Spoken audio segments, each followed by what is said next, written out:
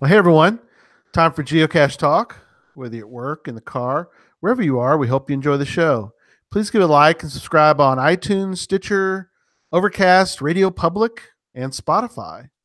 You can get all the weekly Geocache Talk goodness. Big thanks to the Travel Bugs for the music and our featured patrons, EGK PBR, keep getting well, Mister. Eric's hopefully recovering well.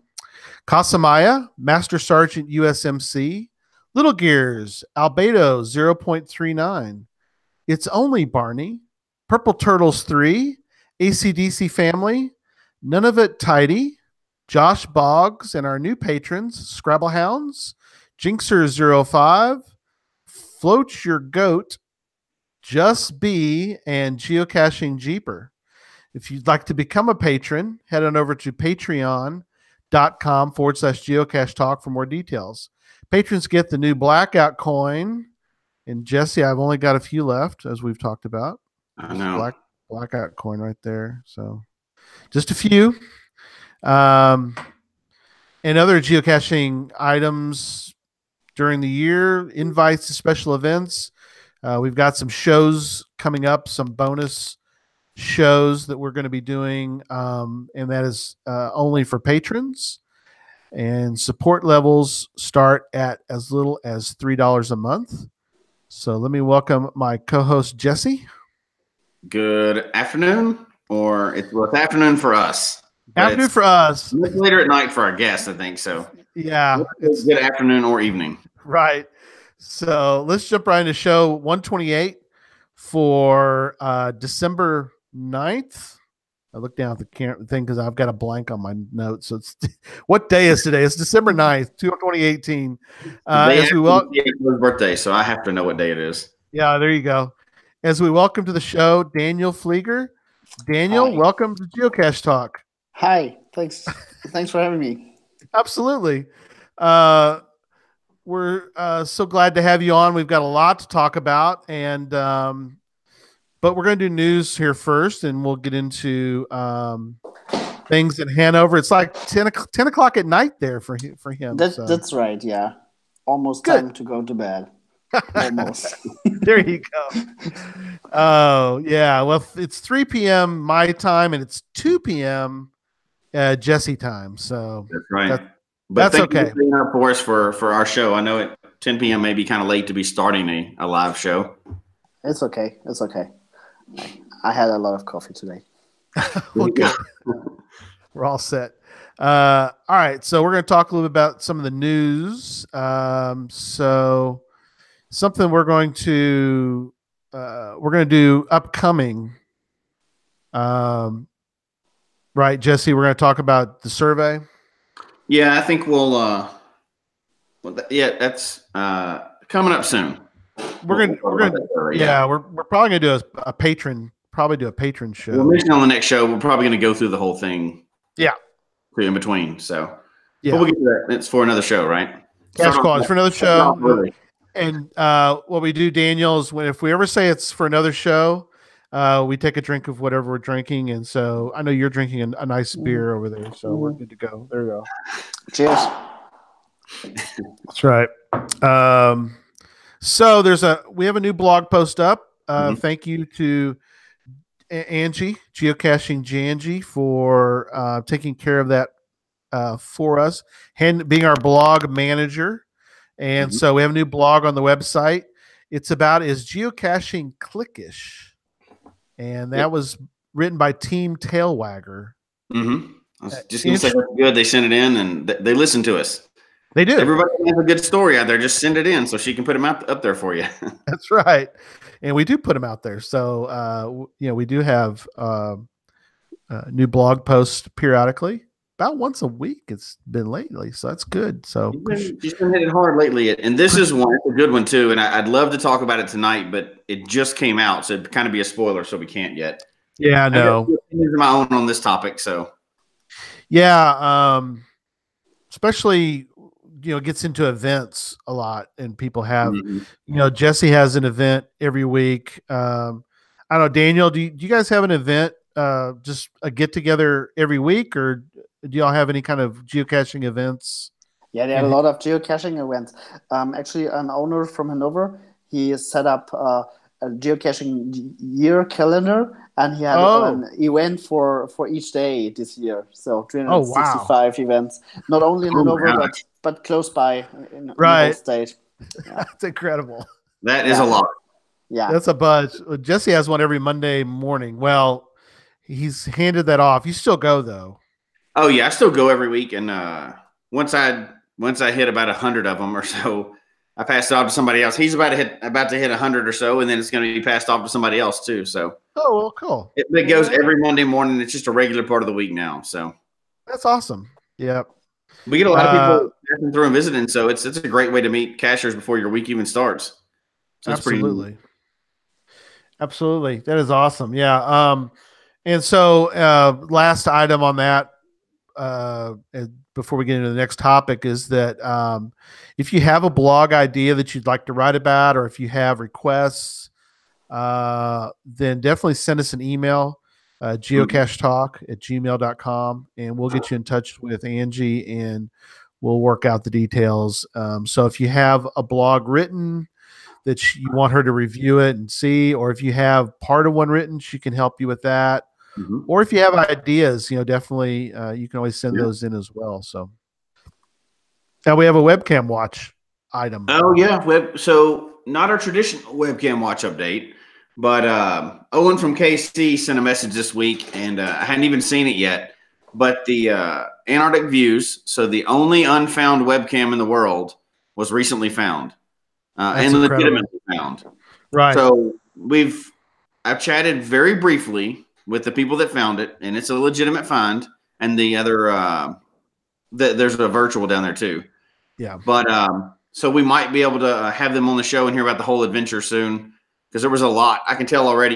Even if you just go and look at the log that they wrote, there was a lot that went into this trip, and they were saying that there's a whole lot more behind the scenes with this too. So hopefully we'll be able to arrange it. They're from Australia, so it'd be another one international time for the show. But I'd love to have them on and hear about that. They did something that nobody else has done, right? They got who gets an FTF on a webcam? Right. You can't do that anymore, right? And nobody ever did. That was the last one that's ever going to happen. So unless they change the rules and bring them back out, that's awesome. All the other ones are leaving, in a sense. They're all getting, disabled and archived. They're getting FTFs on them. They're getting FTF. They beat us all. So, yep. So hopefully they'll be on soon. They sounded pretty interested in it, and we just got to work out the time and stuff. So we'll get them on, and thanks to Owen from KC for alerting us to that. So I got it on watch, but I don't read all those emails. There's a lot of emails. I got a lot of things on watch. I need to go clean that up a little bit, but and then one more shout out for the week. Math Seeker sent me a detailed, and I'm put it in the notes too, about how to, if you are like me and couldn't resist hitting that upgrade search feature when geocaching.com put it out, and you went down the terrible quagmire that is that new version. I couldn't figure out how to get it back. So now I've got my filters back, and I can actually use the website again. Right. But I would recommend everybody think twice before they hit that upgrade button to test out the new search feature, because it doesn't just go automatically back. You have to go to in the rules and find out how to get it back and stuff like that. So Matt Seeker sent me that, so I'm very happy. I hadn't been able to use that since I accidentally hit upgrade. So that was cool. Right. But so I just wanted to tell them thanks for that. So I got my use of geocaching.com back. Cool. Very good. Thank you so much, Math Seeker. We appreciate that. So so we got Daniel on the show. And we're gonna grill him. I mean, we're gonna ask him a bunch of questions. No. Yeah, the truth is, you can try to grill me. It's okay. That's right. Look, I can handle it because we feel sorry because you have such a terrible job. Nobody wants your job at all. Of course. No, that's absolutely not. It's hell on earth. Yeah. Oh, hell I bet. Right. Oh, I bet. Yeah. So we're gonna ask some questions. I forgot, Daniel. I'll tell you also that Jesse's going to be watching the chat room. So if we have any chat room questions, he's going to dive. He'll dive in and he'll ask those too. So anyway, but let's start. let's go back to the beginning, Daniel. So when you were a small child, no, when did you first hear about geocaching? What was your first exposure to geocaching? That's about 10 and a half years ago. Mm-hmm. I was working with disabled children, and it was my task to organize their free time activity. Oh, So cool. yeah, it was a cool job. But one day I haven't had an idea what to do with them, and then I remembered a friend telling me about geocaching a couple of weeks ago, Right. and that was my chance. And I called him and I tried to asked him if he might explain the game and his old-fashioned GPS device to me, Right. and he did. And so I went out with 10 disabled kids in the woods, and we tried to find a multi-cache. Oh And my. yeah, Start big. yeah. But we found it, and it was an Oh, good. amazing experience because, of course, we have done treasure hunts for them. But Mhm. usually, we as educators, we organize treasure hunts, and now I saw some random guy just did the same thing we usually do and puts it on a website, and we were able to found it. It's amazing. Wow. And yeah, I remember the day was pretty cold. um, I knew exactly what was inside the geocache, a marble, and yeah, Wow. a That is stamp, awesome. and I remember each detail. And at the same night, I went to eBay and bought my first own GPS device, and then Right. I was addicted, and then it started. And then the whole thing began. There you Yeah, go. yeah. Yeah. Yeah, and Incredible. it took quite a lot room in my life. I um, Mhm. nearly all kinds of addiction has took place with geocaching in my life. Right. Um, I sneaked away from wedding parties to find geocaches. I tried to solve mystery caches on my work desktop Work. computer at work. And all Right. my outside appointments, they took a lot longer than all of the other colleagues. And Right. so it got really big in my life. And Still is. this, it is. Right. Um, and then yeah, I try to think about how can I do it legal as my job, and Right. not forbidden as I did. Get paid for it somehow. Yeah. And I met another geocacher, a friend of mine, who had a big geocaching project, worked out together in Hanover. And then we get to know each other, and I figured out that he was thinking about setting up a geocaching web shop also, and then we just talked about it and did it together. Wow. And that's 8 years ago. So we started with a geocaching based web shop. Mhm. Um, Luckily, we figured out that handling a geocaching web shop is packing things to together and bringing them to the Right. post, so that it's not that uh, so much associated with the hobby, with the actually game. Yeah. So Huh. we were pretty lucky that a couple of weeks later, first groups like classrooms and Mhm. little companies asked us if we can show them how to do geocaching outside, Oh, and that okay. Right. was like a game changer. Right. Very cool. Hmm. So um you did you grow up in near Hanover or in No, Hanover, or where did you grow up in I Germany? I grew up in Eastern Germany in Gera. Okay. Um, I moved to Hanover 18 years ago. Oh, okay. Very So cool. and through geocaching, I get to know Hanover a lot more Yeah.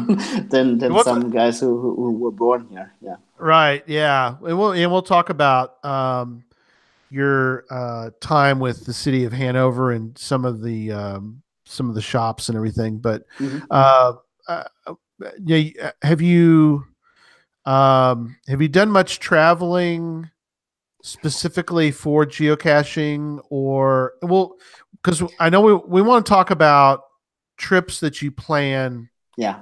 for others, but personally, what was your, have you traveled outside of Germany to find a cache? And is there any that that come to mind that any trips that you remember that were really memorable? Yeah, for sure. I got a lot of friends in my surrounding addicted to geocaching too. For example, my brother-in-law, and with him, I went to Mallorca a couple of times, and we went to the island and climbed into deep caves and we're swimming to islands. And had a lot of geocaching trips, like for a weekend. Okay. We had a lot of fun together. But really, traveling outside Germany or Europe, that started with my geocaching travel agency a couple of years ago. But we're going to talk about it later, I guess. Yeah, we'll talk about the big. But do German geocachers, do they? Because I know it's easier than well, obviously it's easier than it used to be. But do people geocachers? Would you say that German geocachers might go to an event, say in Belgium? They might take the train up to Belgium, go to an event, okay, and then or different countries in Europe they might run out to and Europe is not so big as the United States, and it's easy to go through a foreign country to collect the country point. And a lot of German geocachers are really crazy about the hobby, and they went to each mega in Europe to Netherlands, Belgium, Sweden, whatever, wherever there's a mega event, they are there. Yeah, so we've outside of work, do you have a favorite type or kind of geocaching experience that you prefer? Is it more like hiking or city, or what do you prefer? I like well organized multi caches, night caches, for example, or lost place geocaching multis. I stopped figuring out geocaching riddles and mysteries because for myself, I decided that the hobby is an outside hobby, an outdoor hobby, and I don't want to spend a lot of time in front of my computer. So I like to be outside, and I like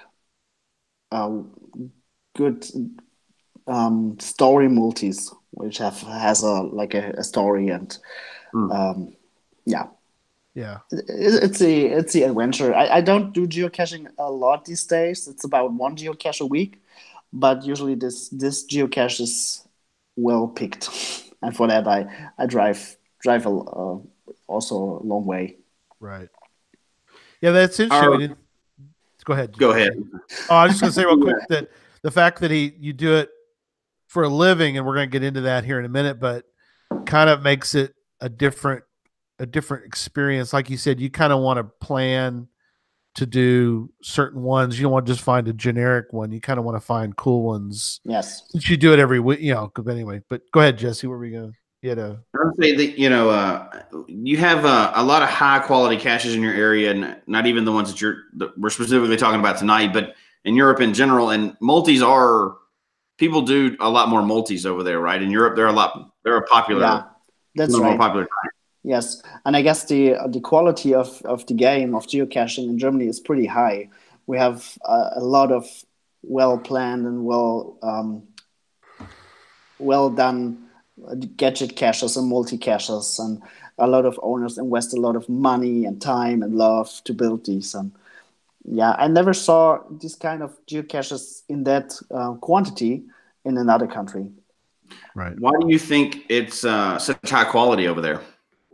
I don't know. Maybe because of I don't know. That's stereotypes, but a lot of Germans are like these technical and engineering thing. And right. That's something you find in a lot of geocaches.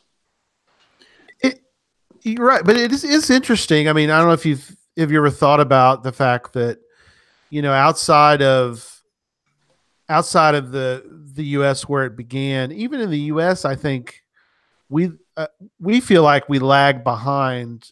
At least I do. We feel like we lag behind Germany in some ways, in the fact that, and this is a question that I thought about. I wanted to ask you, Daniel, is that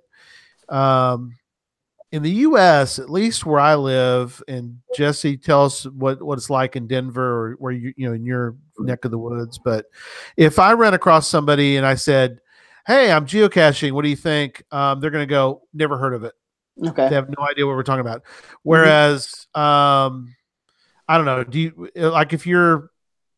It's rare. It's very rare. I'll run across a person once in a while, but I mean, Jesse, is that kind of the same thing you think in Colorado? More than it used to be. So people are a lot more familiar. And I hate to even use this as an example, but since Pokemon, people are a lot more like, oh, they're probably playing a game with their phone, whether they know it's geocaching or Pokemon or one of the other, you know, Scooby Doo, whatever they had, those other Garfield games and stuff like that. People associate it with geolocation gaming now, whether they realize geocaching or not. But I think it's a lot more now than it used to be. People just thought you were suspicious before, and now they actually realize you're playing a game. But they generally don't care either. That may just be our culture here, but they see somebody doing something else. If it's not dangerous, they really don't care what they're doing. So, do you feel that that's true in Germany, or do you feel? If I talk to anyone about geocaching, then usually the answer is, I knew at least my colleague at work or my brother-in-law or somebody within their society. They play it. That's the or even I tried this once, or I tried this a couple of times. So sure, it's the normal. Geocaching has been in a lot of media, like the most famous crime series in Germany, and has been a plot there. A lot of television series for kids, they had it as a team. I guess it's pretty well known in Germany, even if it's still a niche, and not everyone has played it. So but they're aware of it, at least. Yes, that's right. Yeah.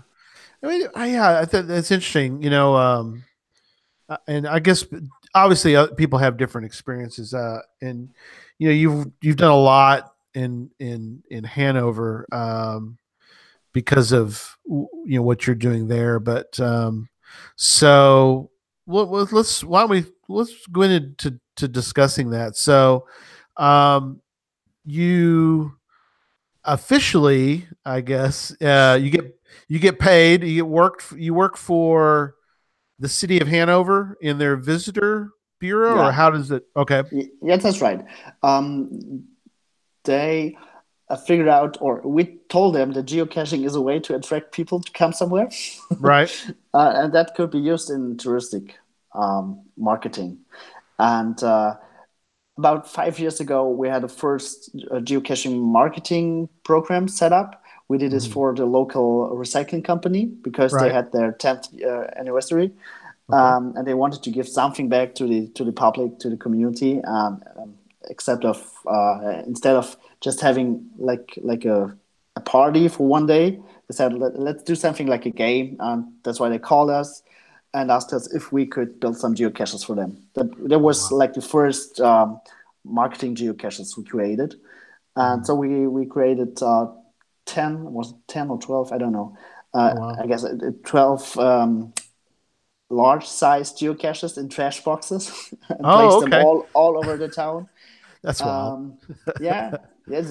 And each of the trash cans, they had like a unique game within. So it's not only going there, open the top, and then sign the logbook. It's, for example, you have to do a maze, a marble maze, to open it. Or each trash can has its own unique game. So, and that costs a lot of. Are they still out there? Yes, they are. Still out there. Still are. Yeah. That's awesome. They're still alive, or many of them, right? Yeah. And then the city of Hanover, the tourist office, they figured out that actually people came from outside the town Right. to do these because 12 large geocaches. That's 5 years ago. It was a unique thing, a big Right. thing, In even town. in Germany. Right. Even in Germany. Right. Um, Yeah, because and you probably being in a big city, people are like, "There's a large cache in a big city." You're like, yes, and "Really?" And then that's like, it's not even hidden. Yeah, right, they're pretty right, obvious to see. It's not hard to find them, but it's usually hard to open them, and sure, that's How did how they we. gadget Yeah. cache. Yeah. how did they track other than logs like geocaching logs? How were they able to tell that they were bringing people into the city? That it was that it was being successful. Yeah, basically it's the logs, and we're not Mhm. only counting the logs. We're reading them, and we figured out that a lot of them were written in a foreign language, and Okay. we have put a lot of effort to do some statistics for where do people came from. Oh, right. Mhm. So make a note, like you can look and see who it was, and you can look on their profile, Yeah, and you can figure yeah, out. yeah, right. So yeah, so like one of our patrons, Badib, Hmm. Patrick, he's in a uh, somewhere he's in Germany. We talked about this before the show, but Yes, I mean, how far do you think he would have to travel to get to Hanover? He's at about least 150 or 200 miles, not that okay, far. so not Hmm. too bad, but still, if Yeah.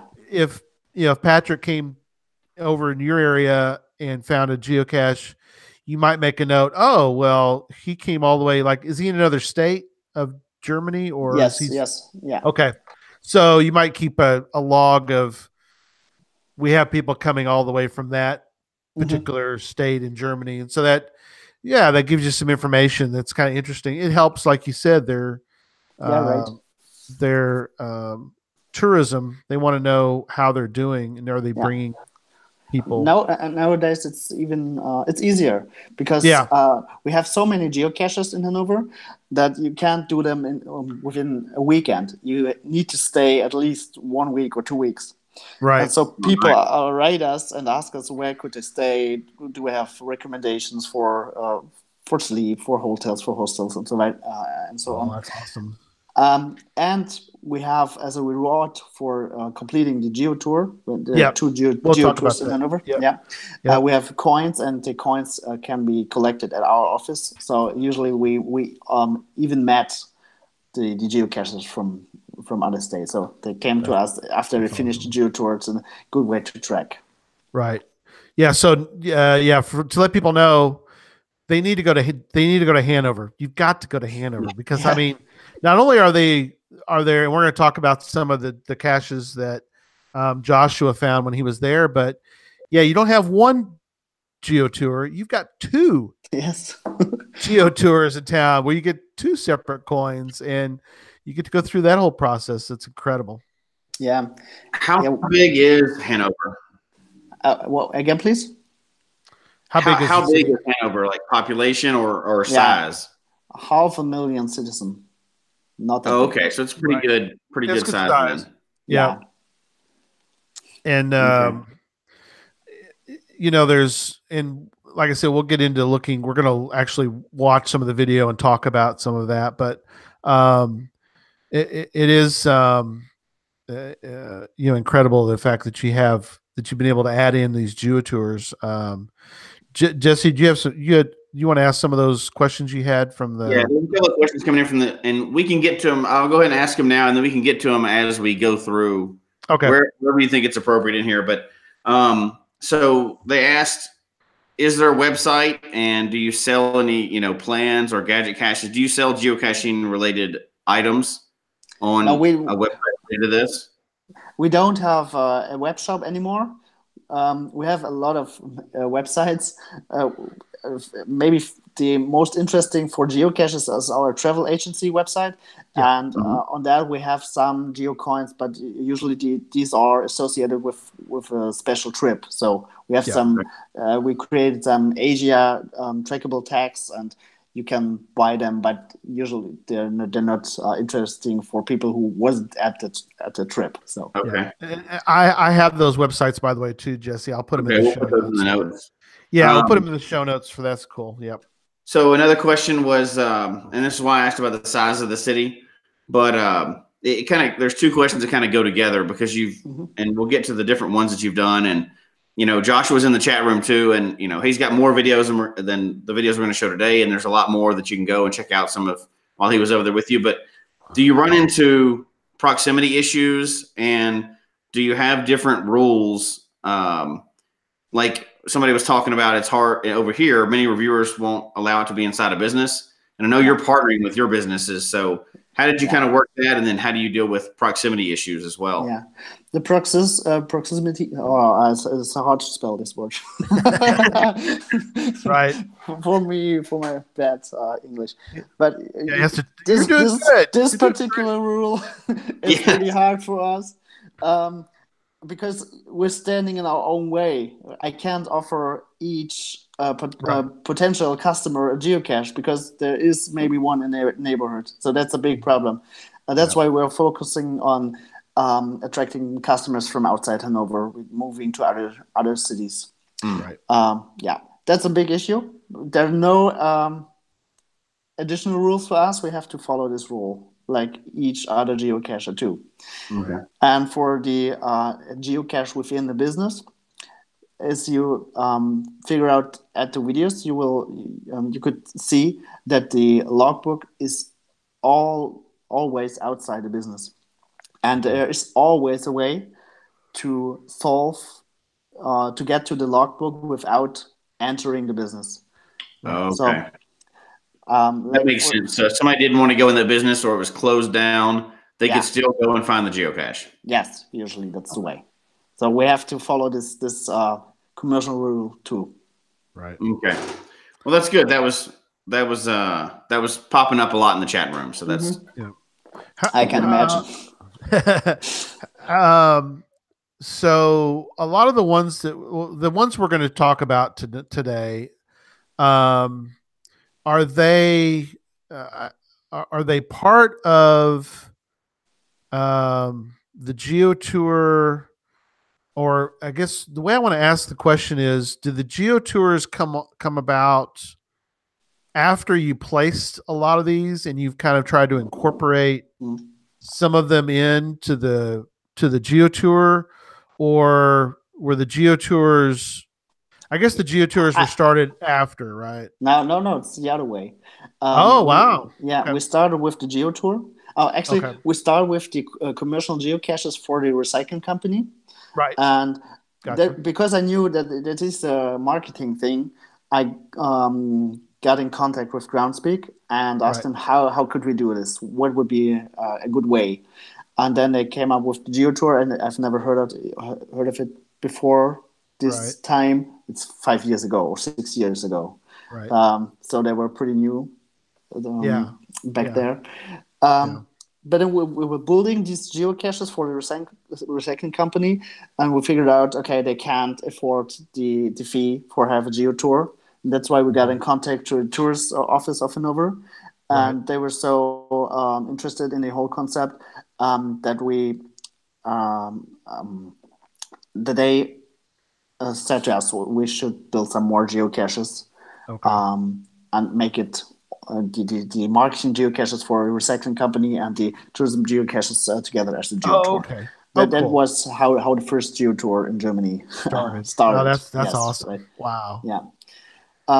And close to this development, there was the local finance institute, the Sparkasse, and they were looking for a similar concept, but not for attracting more tourists, more guests to the region, but for brand awareness. Gotcha. And so we were working on 2 GeoTours at the same time. That's why we have 2 GeoTours. And they wanted to have their own GeoTour. That's right. That's the reason why we have 2 GeoTours in Hanover. And later on we attached more geocaches to both GeoTours. They get enlarged each year. Right now we're working on 3 more geocaches for the Schatzhüterin GeoTour and on 4 more geocaches for the Geoheimse GeoTour. So they're getting bigger from year to year. Yeah, that's good. That's awesome. Yeah. How many are right now on both or each Geo tour? How many caches are on there? On the Geoheimse of Hanover, I guess it's about 75 or 80, something like that. Oh wow! I could watch it up. That's amazing. That's a lot. Amazing. Yeah, that's a lot. Well, that's cool though. And the Schatzhüterin Geo Tour, I guess they have about 35, something like that. Mm-hmm. Still a lot. I mean, that's still a lot. I mean, did you design all those, or are these other people's caches too? Yeah, interesting question. Basically, we designed them, but we had, I have 2 guys employed who are really good craftsmen, and their job is to create geocaches. That's their own job description: create geocaches. That is great. But before I had them, while we were working on this gadget caches for a recycling company, we were like in we didn't have a lot of time. So we reached out to the community. I reached out to some geocaching owners I knew and asked them if they might help or design one of the gadget caches. Right. It's like crowdsourced. Right. So there was a way in the beginning, but then one of the geocaches, one of the creators, he made so many geocaches for us that I said, okay, do you want to work for us? Fully employed, and that's how he got to his job. That's incredible. And for the last 3 incredible. years, we're building all the geocaches on our own. Wow. That's incredible. Did you catch that though, Jesse? These 2 guys do this. They make geocaches for a living. Are you catching this? What are you hearing? Like nobody tells you that in school that's a possibility, right? Right. I might have paid more attention in school if I knew I could have been a professional geocache maker. Right. That's incredible. Oh my gosh. I mean, I gotta get up. It's like show some of the, for anybody that hasn't seen them. I think they don't even have any idea what we're talking about yet. So, before we get to the videos, though, the question has come up, which we knew it would, about a permanent lab cache. Yeah. Should I answer it now? He has more than one, right? You want to wait until after the videos? But the question is thrown up there, so we can go through the videos first if you want to. But we knew that was going to come up, right? So yeah, well, let's talk about permanent lab caches here in a moment. So let's start with the first one because I find this one.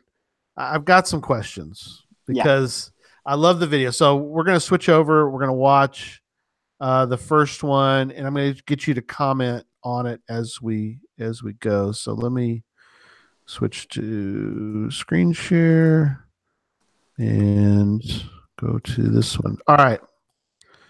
So this one, let me mute it because otherwise I'll hear it. So I'm just kind of show it, and then you kind of just walk through a little bit, and we'll ask you some questions about it, Daniel, as we go. Yes. Okay. So this one there's Joshua. Oh gosh, is Joshua in this video? I don't know if I'm watching. So he's getting a tools, right? Yes, he's that's in the town hall of Hanover, and so it's free. Yeah, it's free to enter for the public, and these gadgets. There's a laser pointer, and you can borrow them at the info desk. Yeah, and then there's a model of the city, which is and incredible. You have to. Yeah, I loved it. There are 4 models of the city from different time periods, so you can see the development of the city. It's awesome.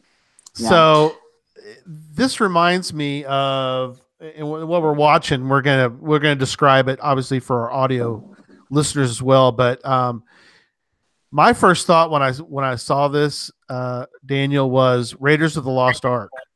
Yep. Right? yeah. Raiders of the Lost Ark.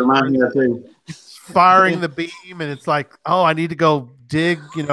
Is that? Yeah, of course, I love these movies, and Indiana Jones was. Yeah, I watched them as a kid so often, and of course, this impressed me a lot, and maybe these are ideas which came in mind because we watch these movies all the time. Right. So now is that the town hall? That's the town hall. Okay. It's a beautiful building. Yeah. Wow. So Joshua, so you guys now you got to try to figure out based on the laser pointer. Yes. Okay. You have to go inside the park behind the town hall and then try to find a sign. And if you found the sign, you have like a template. So it gets crazy. So what's crazy? There you are. Yeah. What a great shot! I got you perfectly there, Daniel. Thank you. So some of us would have just gone, all right, just stick a pill bottle at the bottom of the stupid tree and be done with it. No, not you. You're going to make it incredible. It's incredible enough, right?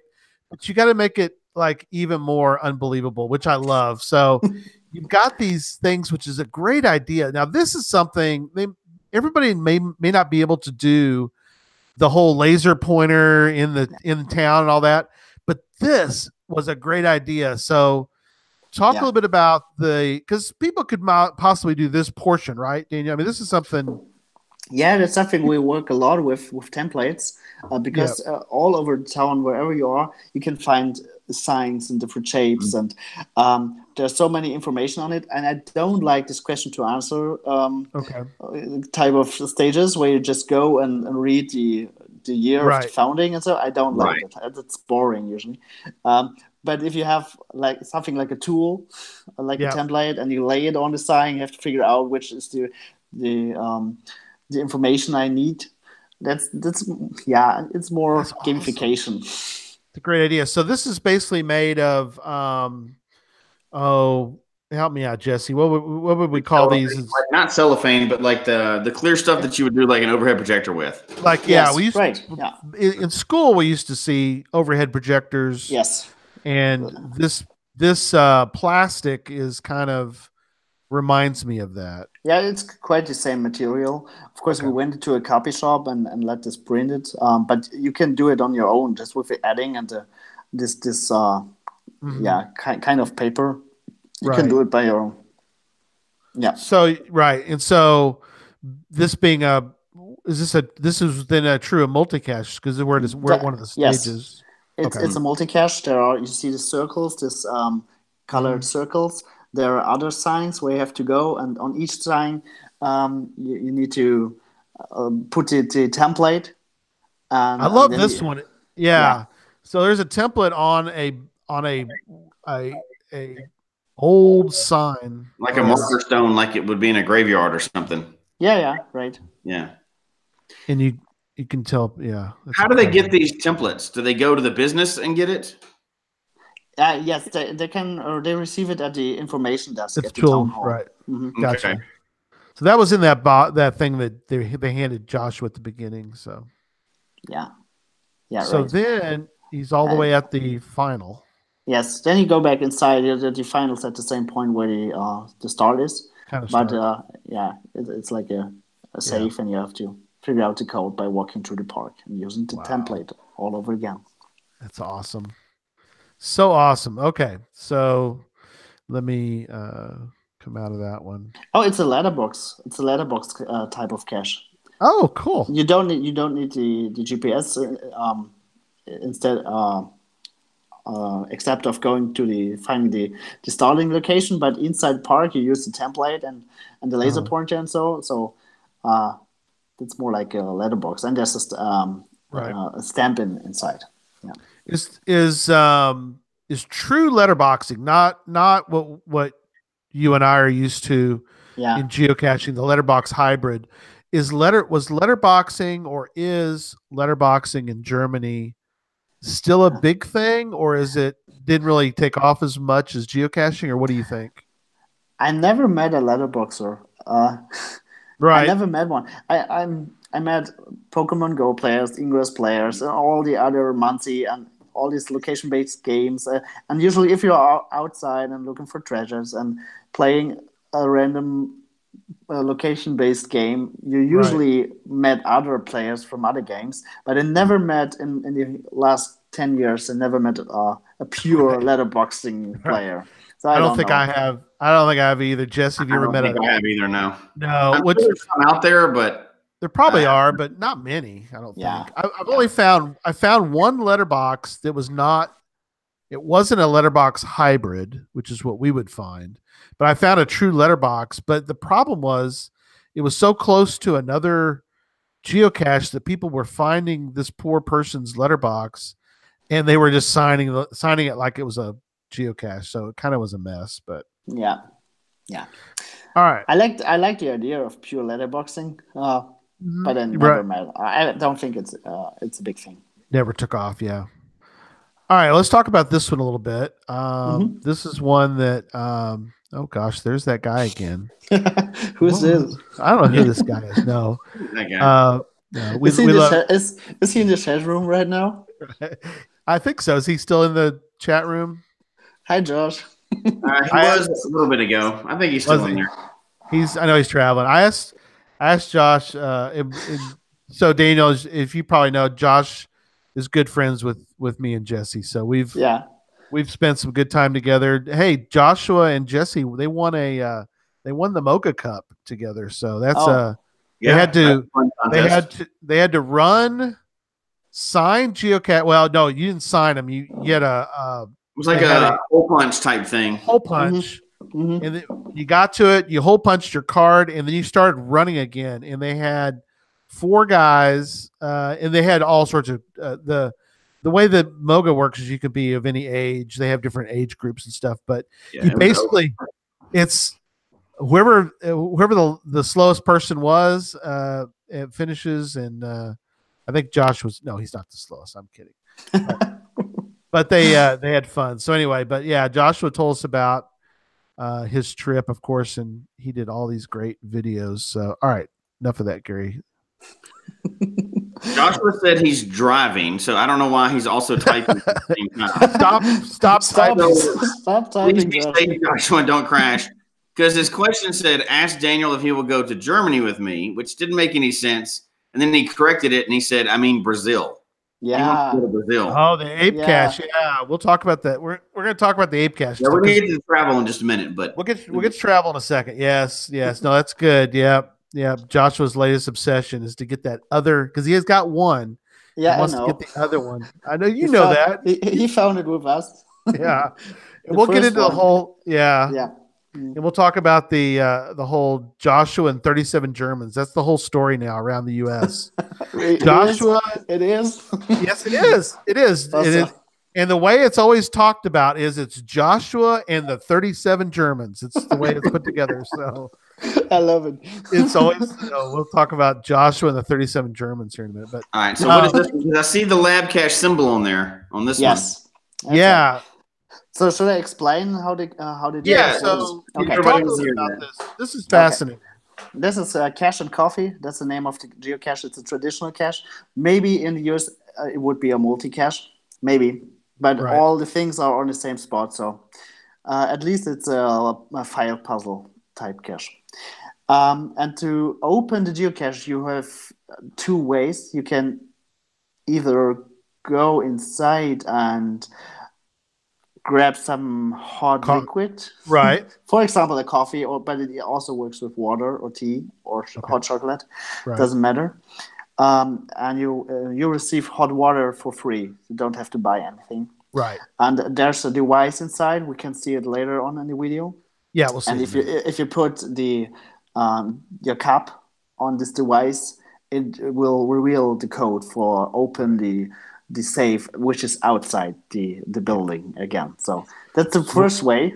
Or the other way is you solve a mystery like a riddle, which is displayed in a window. So even if the coffee shop is closed, you have a way to figure out how to get to the logbook. So the geocache is technically outside. Yes, there's one way by going inside that you can also solve it. Yeah, that's right. Yeah. Okay. That makes sense. That's a rule we have to follow because it's a commercial rule, as you know. Now the thing is that so you go in and we would encourage people, if they're willing to do this, go buy something from them. But there's the device right there. And it's always, and it's always sitting right there, right, Daniel? Right. It's always right there. So most people walk in, they probably have absolutely no. They think it's a decoration. I would guess, right? That's how we meant to build it. Right. But if you're in the know, then you can walk over there and you can put something of certain degree, which he just did, and you wait a second, and then the code comes up. The heat of the cup caused the fake cup to blink the code. So then that's right. Yeah. What makes it a lab cache as opposed to just a multi-cache then? Oh no, there's another cache associated to this, and that's a puzzle, and you have to sit down and completing a puzzle. And there's the login code for it. But that one is inside, so you have the opportunity to get 2 points there. So you can get both the traditional. Again, please. Go ahead. Is that lab cache? Is that part of the Geo Tour, or is that something separate? It's something separate. Now we're talking about this topic. We'll maybe dive into permanent lab caches. Mm-hmm. Yeah. Okay. Is Joshua doing the puzzle? That's the lab right, cache. and that's what I'm showing right now, Daniel. This is the permanent lab cache part of it. Okay, go ahead. So how did you go ahead? Talk about permanent lab caches. This is interesting. The last time I visited Seattle, I figured out that there are permanent lab cache adventures at the Spaceflight Museum and in one park in Seattle. And I asked Groundspeak if that would be a possibility to do in Germany too, because lab caches, they don't have the there are not so many rules for lab caches. Mm-hmm. The distance rule. What's the word again? Proximity. Proximity.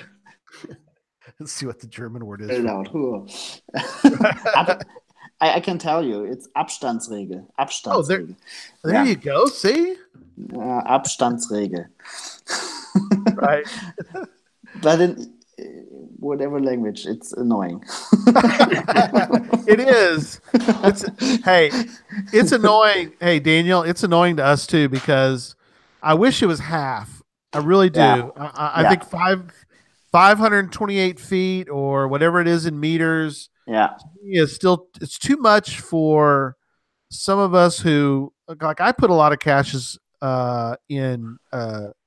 It's not a city, but it's more urban. I guess you could call it.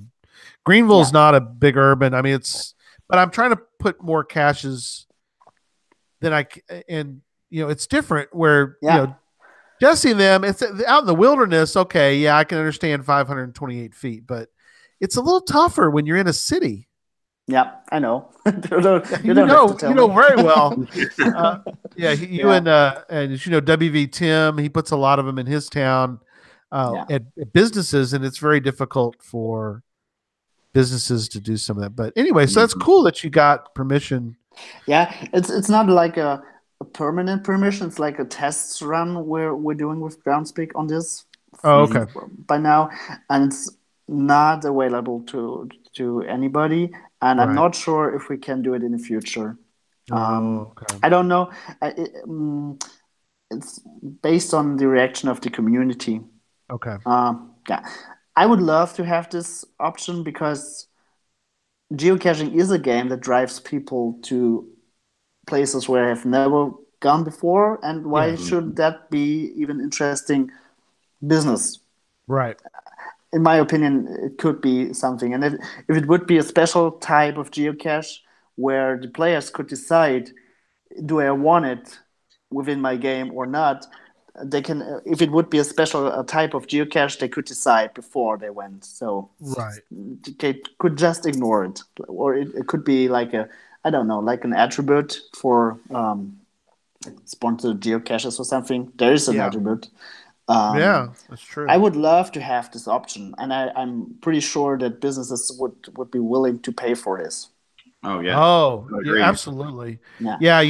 It's something that we we've not everybody. Anybody who goes to a mega or a giga, that's something that even we did one where Jesse and I ran around Tyler, Texas, doing them, and we went to places that I'd never been to. And I've been to Tyler many times, but we went to businesses, that where we did these lab caches, but they were temporary. They were only for the mega, but it was just like you talked about. It took us to businesses, and if those businesses were able to keep their lab cache, people would come to those. I think, in my opinion, you'd see a lot of activity. Absolutely. I mean, right, Jesse? I mean, there's places up in there. I absolutely agree. We've mentioned that same thing about lab cache and webcams. If they let you have a webcam as part of like a geo tour, you're paying a lot of money. There's those really rare things that people will travel a long way for. Yeah, for sure. Yeah. Plus the quality of the camera too, but. Yeah, the souvenirs is one thing, and it's a good thing. Now the geo tours have souvenirs, but a geo tour is too big scale for like a small business. This coffee shop, it's really an owner, family-owned business, right? And it's not a big business. They can't afford having their own geo tour for how much they cost. Sure. I'm not sure if I'm allowed to talk about it. We just know there are a lot. Trust us, we know. Yeah, we've had on some people from HQ and talked a little bit about. I didn't realize how much that. They are kind of expensive. Yeah, I don't think the information is a secret. It's thousands of dollars, but as far as the exact price, and it changes per year. But so we have an interesting question in the chat room, and I'm going to alter it just a little bit.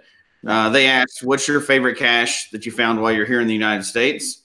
But I'd like to alter that a little bit and say here in the United States, but also just that you've ever found that was really inspiring anywhere. Okay. So both two questions then. Yeah. I've been a few times to the United States and also geocaching. I have family in Oregon, so I went down from Seattle to Medford. And on the way, there are a lot of Goblin Dust geocaches, and I did some of them. I love this. I don't know. It's in a mobile toilet. Do you know about it? It has been Geocache of the Week, I guess. And I did a phone booth in Portland, also from Goblin Dust.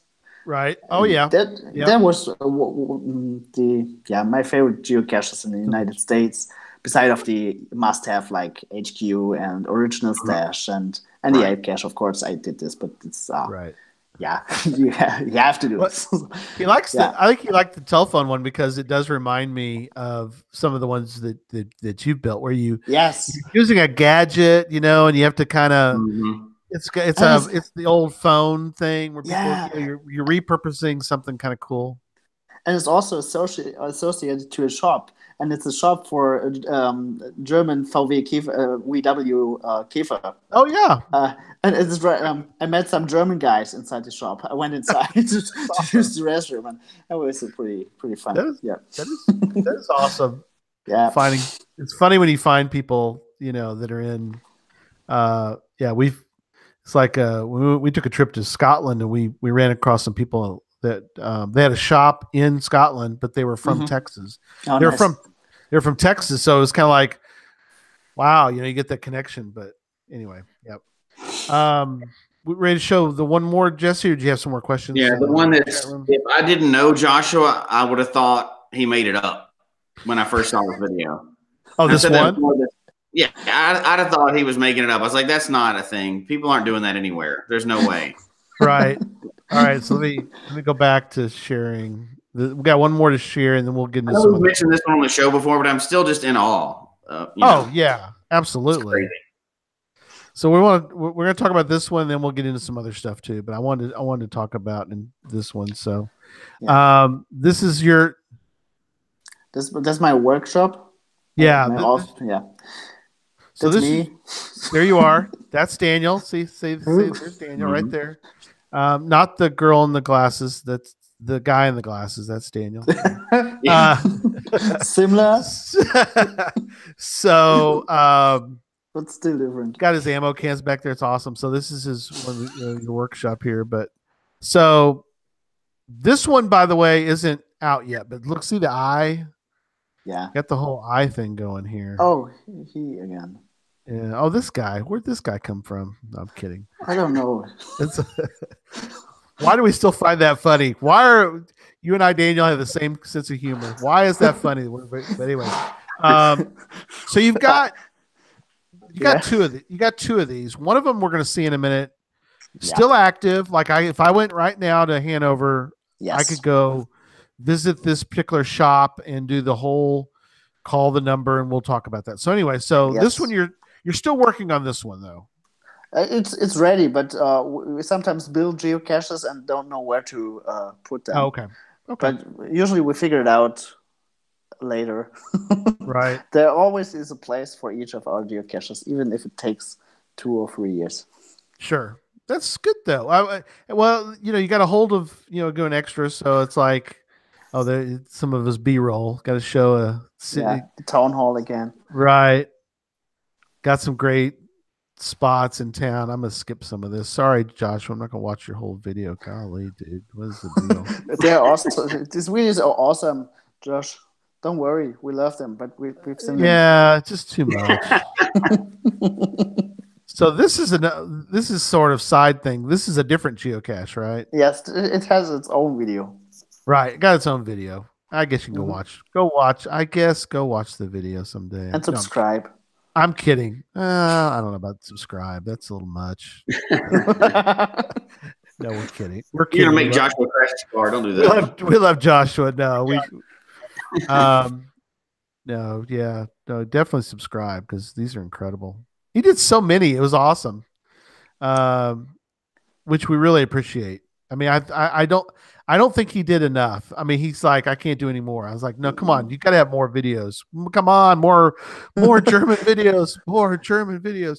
No. Yeah, he has been there for 10 days, and I guess he had material for at least 3 months, putting out two videos a week. Yeah, and what's funny about that whole thing is that people who don't understand the fact that they thought, my gosh, he's still in Hanover, Germany. How long is that trip? My gosh, basically just 10 days. Right. Yeah. 10 days, but he got good mileage out of that thing. There's a lot of great videos. Yeah, we didn't have time to go through more than these, but there are. Go check out all of his videos. So this is pretty funny because this is definitely Joshua because he's not paying attention. And but he's paying attention right now. He's giving me the thing. So he's outside of the door, like the big pane glass window. Yes. And there's some kind of code on the outside, a lock, and then inside it you can see a couple of mannequins right inside there with some clothing on. Obviously, with it's probably a clothing store or some kind of store, sports store maybe. Outdoor, outdoor store. You can buy tents and geocaching stuff, and all you need to be outside. There you go. So here's Joshua not paying attention, which made it even funnier because something's happening. Oh, there you go. And he's like, wait a minute, what's going on? But so the mannequin, he turned around, he's like, what's going on? So what's incredible, and let me keep going. So he's like, what happened? He's not seeing it yet. He's not quite sure what happened, even though it's right there, Joshua. So you had him do it again. Oh, then it's gone. I love you can see in the video what's happening, but he's not looking at it yet. Oh, then look at him. He's just looking at his face. He's blown away. That is incredible that you did that. So for the audio listeners, we got to explain kind of what's happening here. Yeah, Go ahead. As part of this cache, we wanted to highlight this, and even though this has been out there for a little bit and people have seen this just shows the quality and how you're really working with the businesses, because however it works in the background, he makes a phone call and the mannequin literally lifts the bottom of her shirt up and reveals some information there. Yes. As part of now she's on the inside of the mannequin. I say she, I mean, it's a mannequin. Yeah. The mannequin's on the inside. He's on the outside, and you can see this code that she lifts up the bottom of her shirt to show. And that's all inside the business. And just, that's almost unfathomable here to have a business working with the public like that all the time. And, we're working with geocaching. I don't think I've seen that. We have a great bit of partnerships here, but I don't know that we have anything here to this level. Would you say so, Gary? No. I mean, WV Tim, which you're probably familiar with WV Tim, Daniel, but he's probably the most him and well, you mentioned Goblin Dust. There's a few people who have found ways to partner. Mm-hmm. Absolutely. I used to have two in town. I had one at a vet clinic, and I've had to archive that one. I probably could put one back out at the vet clinic because I still have connections there. My current one that I have a connection with is our Chamber of Commerce. Yeah. I think I could put one, nothing like this though, because but I think if people, and this is a good example. This is a really good one I want to talk about was when you approach them, and the reason I want to talk about this, I think this is something that I think everybody should try to do.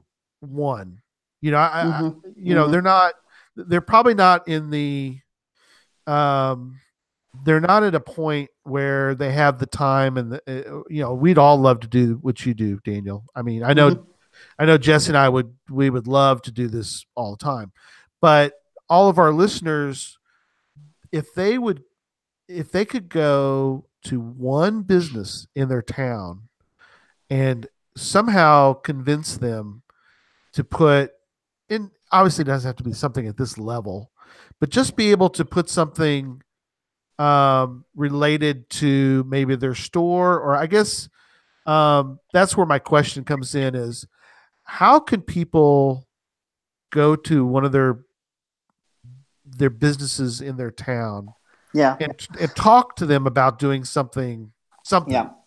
Yeah. I read some blog specifically to this topic because I guess there's always a way. It's not fitting for each branch, but if you look at your own life and you as a geocacher, you need some devices. You need, I don't know, a GPS device, a flashlight. You need a boat, right? Ropes. You need stuff, and usually you buy this stuff somewhere. And if you go to the shop owner and tell him or her, you see, I'm a geocacher. I usually buy my stuff at your store, and there are a lot of more geocachers like me in the area. How about getting them attracted to your store? That would be one way. It would work for, I guess, for a cosmetic or makeup shop because geocachers are not the customers for these kind of shops. But I don't know. It might be. Who knows? Yeah, it might. but for coffee shops, for when where you eat your outdoor stuff. Yeah, or even craftsman shop, like I don't know what they're called. Oh, like a Home Depot. Home Depot. Hardware stores. Yes, right, something like that, or even your favorite restaurant. Yeah, you could talk to the owner and tell him I come here because and there's a geocache close by or 10 geocaches close by. That's why I'm eating here. I don't know, and you could talk to them, and that's not a big deal. It's pretty easy because they usually are. They need more running in people. Sure. So, and really, you're not. I mean, the way that this is done. I mean, obviously, it's incredible what you did, but if we scale it back a little bit for somebody, you're really not really intruding upon. I mean, you've got a box outside. Yeah. That's not really. It's not interfering with the business. No. It's just there. If you're not a geocacher, you're just going to walk in the store and you're going to do your thing. You're going to buy and walk out, and you're not even going to know that this box that's on the pole here or the column, it's not. They're just going to ignore it. But for for geocachers though, it's incredible. I mean, this one's got how many favorite points? I mean, just I just looked it up, 581. Wow. Incredible. And Well, at this point, you're pretty established in Hanover, right? You're working with the city and everything else. Are businesses approaching you now, or is it the other way around? Both is happening. In the region of Hanover, businesses are getting in contact with us because we are well known in the area.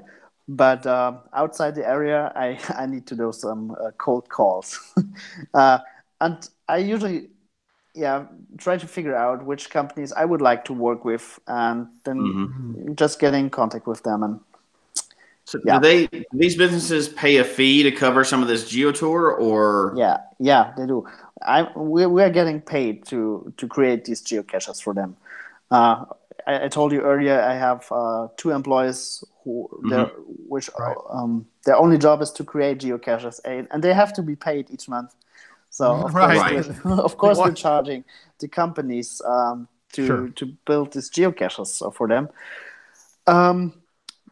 But I want to make this clear: there never is a geocache where a geocacher has to put money on it. It might be a possibility, like for a coffee, but they may have bought a coffee anyway on that day.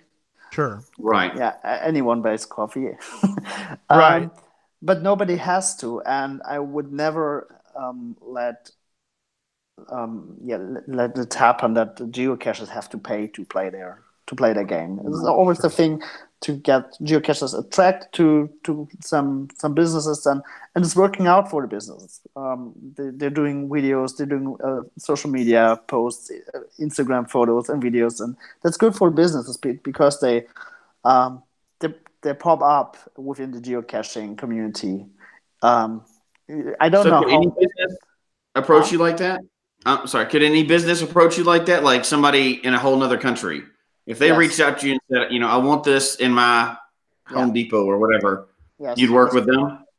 That's possible. I'm always pretty honest while I'm counseling these businesses, because I don't think that it is really helpful for I don't know, makeup company to have geocaching as a marketing tool. Right. I would never recommend it, because there has to be something that's connected to the community. So if it fits the interests of the community in a way, then it would be a chance. Yeah. So do you just negotiate the price based on materials and time, or is it based on the business? Or because you gotta it takes time to build these things, right? You build a lot of these, or of course. By the way, I'm pretty open about how to create a geocache, and everyone can build a geocache. It's just a little container and a small logbook. That's a geocache for definition. But we would never put this out. We have our own, I don't know, a geocache we put out should be a one that we would have fun finding it. So that's our standard. So if we build a geocache, it has to be a special experience for each geocacher. That's my goal.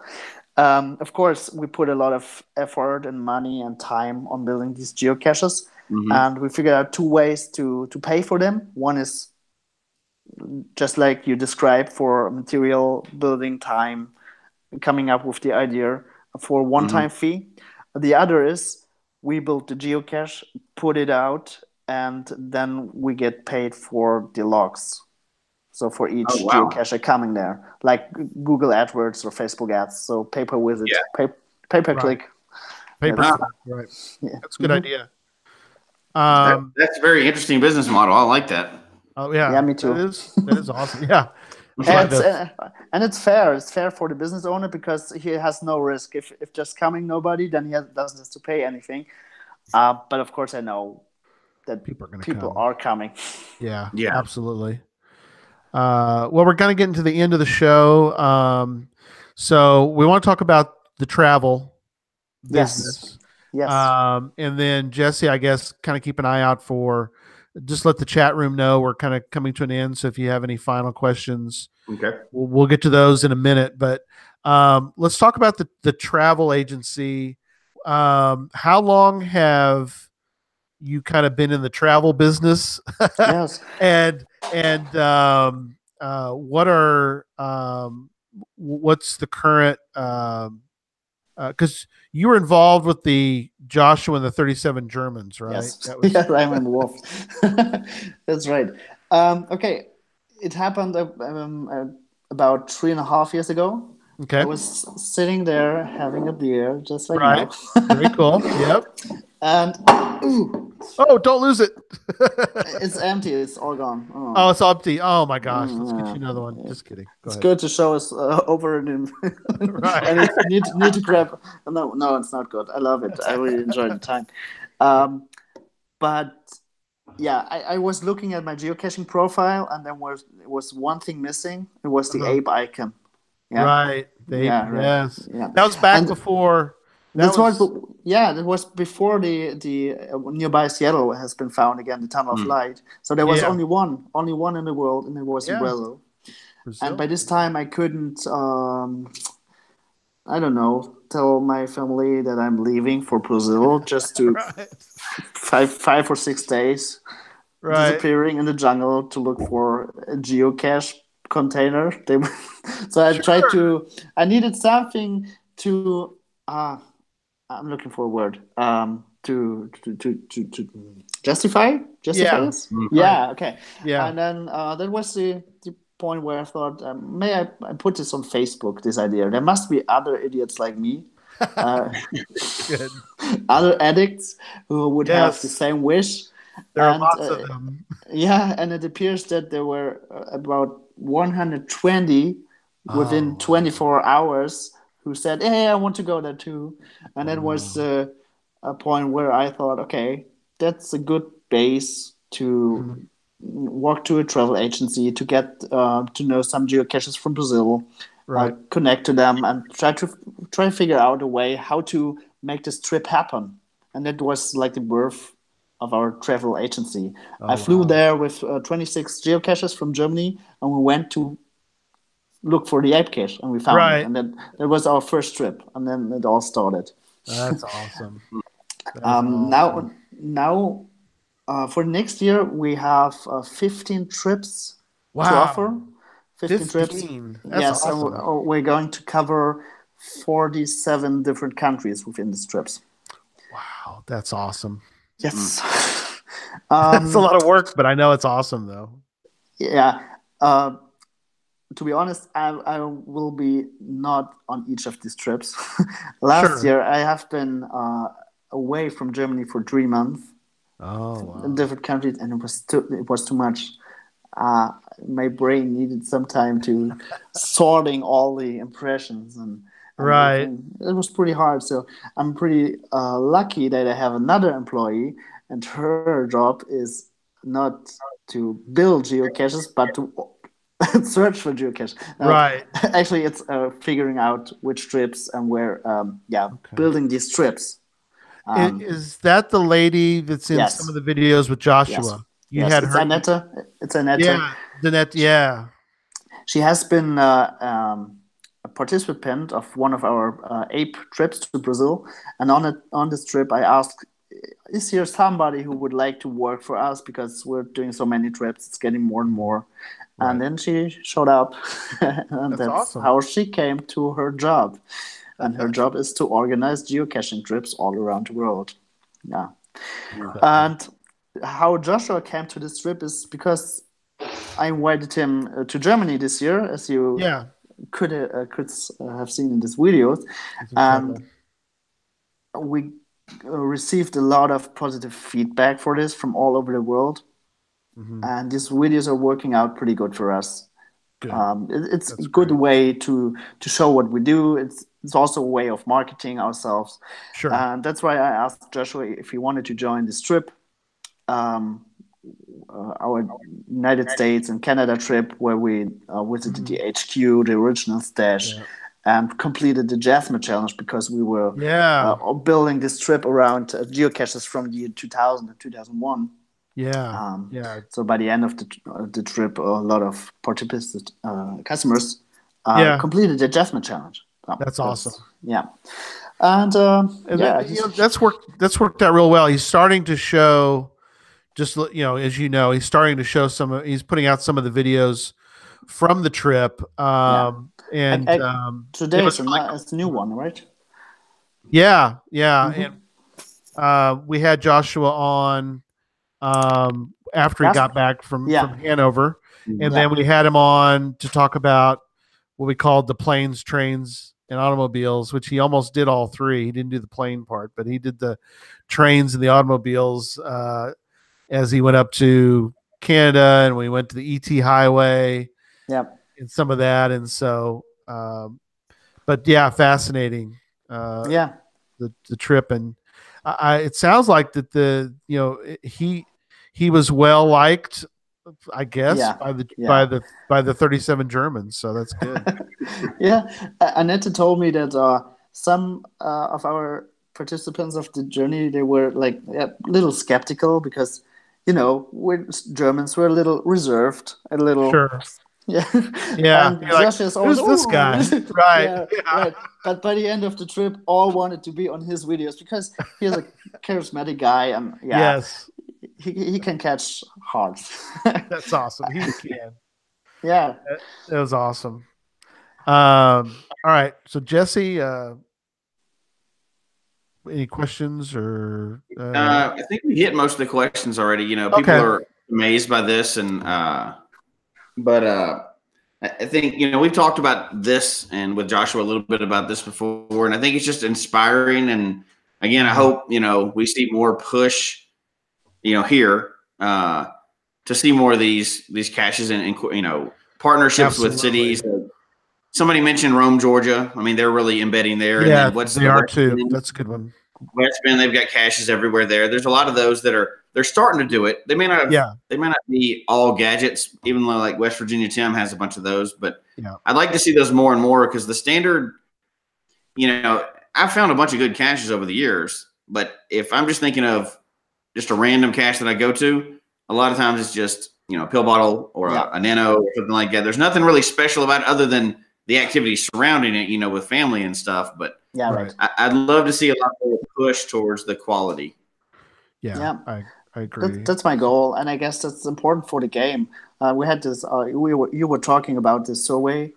It's an important thing to have more quality caches outside because I guess it's one of the key points to keep geocaching attractive and keep it going, keep it evolving.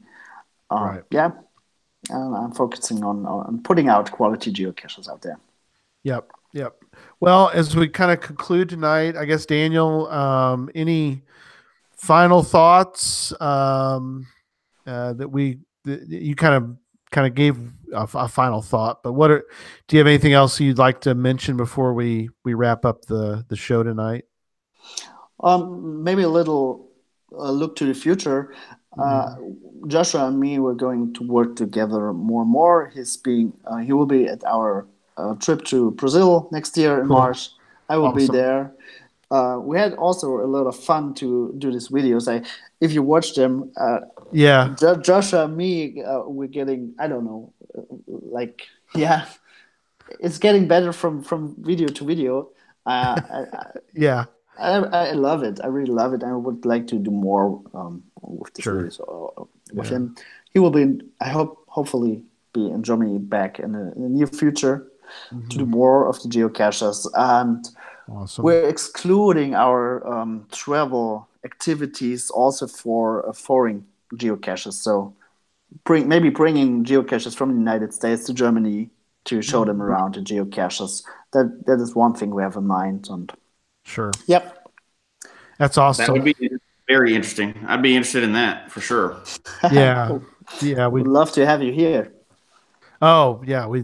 This incredible. I mean, it's just incredible watching. And, I like you said, whatever we can do on our end, to help, we're willing to be a part of helping because we really, Jesse and I really want to see more. We've both put out caches that I think are pretty good, but we want to see more people doing more. WV Tim's put out some incredible ones. Like he said, Rome, Georgia, they have their whole, with going caching. There's some places in the U.S. that, we're very pleased with, but we kind of want everybody who's listening everybody who, and if you need help, get in touch with us. We'll get you in touch with Daniel. We'll talk about, what we can do to try to help it as much as we can. We need to try to, raise the bar as Tim always says. We need to make geocaching even better. We need to keep up. We need to step up our game and make geocaching even better than it is today. So, Yes. Jesse, do you have something else you wanted to? No, that's perfect. I'd love 2019 to be focused on pushing quality over quantity. And I think geocaching headquarters is now starting to push that message out a little bit. They can't do that. It has to be the geocachers to do it. It has to be the community. Yeah. Right. Yeah, I guess so too. Yeah. My mission for 2019 is, I don't know if it's allowed to say in US based podcast. No, go ahead. We created a hashtag last week. It's sexy caching. Okay. And my mission is like make geocaching sexy again. Geocaching is 18 years old. It has like the I don't know. It's like a nerdy hobby. I am the nerd. Mm-hmm. Yeah. You are nerds. Yeah. Right. It's a geeky hobby. And it is. Some geocaches they want to keep it that way, but another generation is growing up. They're associated with Instagram and YouTube and all the how to say the look and feel of this world. And I guess geocaching has a lot of things to show, a lot of nice nature, a lot of creativity, and I would like to put it out to the world. Geocaching is a really amazing hobby to explore the world, and that's our mission for 2019 to make geocaching sexy. Love it. I love it. Yeah, we would definitely agree. Yeah, we want to. Cool. We want the exact same thing. We want it to be a sexy hobby because. Based on what you're saying, I mean, that's something that, we want, we want there to be excitement and there wants to be some creativity and we want that to be continued, and we agree completely. So cool. All right. Well, upcoming shows. So next week we've got a show. It'll be interesting. We have, we did something this year, Daniel, where we hid what we called stashes, not caches, but stashes, not sort of in the theme of a geocache. Yes. And we had 6 of them around the U.S. and 5 of them have found so far. And we're going to try to have as many of the finders on the show next week. And in 2 weeks, we're going to have on John Korsgat. He has a website that is very interesting, called cachetur.no. It's in Norway. CACHETUR.no. We suggest you go out and check that out a little bit before the show. That'll be in 2 weeks, so you kind of get a feel for it before we talk to the owner of that. In 3 weeks, can you believe it? In 3 weeks, that's the end of the year. On 12:30, yeah. So 12:30. We're going to take a break, and there will be no show on 12:30. So I need to change that. There's no show so the next show after that will be show 131. And I think right now the talk about the quality geocaches, we might move that whole discussion off to show 131. That's currently the plan. But anyway, definitely, keep up with us, and we'll let you know. And we hope you enjoyed the show tonight, or afternoon for us, and definitely night for Daniel. We hope you enjoy the show. Email us your comments at geocachetalk@gmail.com. Don't forget to follow us on Twitter at Geocache Talk, or Instagram, Geocache Talk, and Memphis Mafia, all one word, on Instagram. And our Facebook page is as facebook.com/Geocache Talk. The show can be found on iTunes, Stitcher, TuneIn Radio, Spotify, well as the Geocache Talk website. And the show notes, I wanted to mention again, we'll have a lot of the links. I'm going to add in all of Daniel's links as well. So definitely check out the show notes soon. Those will be updated with all that information. And don't forget to click on the subscribe button below, and ring that bell so that you can see and hear the show on a weekly basis. And tell your friends about the show. Get them involved. We have a lively chat room every week, and it's fun to be in there and talking and asking questions during the show. We love the fact that we have a chat room and that they can interact live with the show. And so until next week, don't just talk about geocaching. Go to Hanover, Germany. You've got to go to Hanover, Germany. Find this guy, and if he's not around, if he's traveling, at least find all those geocaches in the city. Go do the 2 geo tours, and go and enjoy geocaching in Germany. So again, thanks. And visit us at our workshop. You will receive a free coffee and drinkables and all of this stuff. Oh, awesome. Yes. Cool. You got to go now. So everybody go do that, and go geocaching, and good night, everybody. Good night. Bye-bye.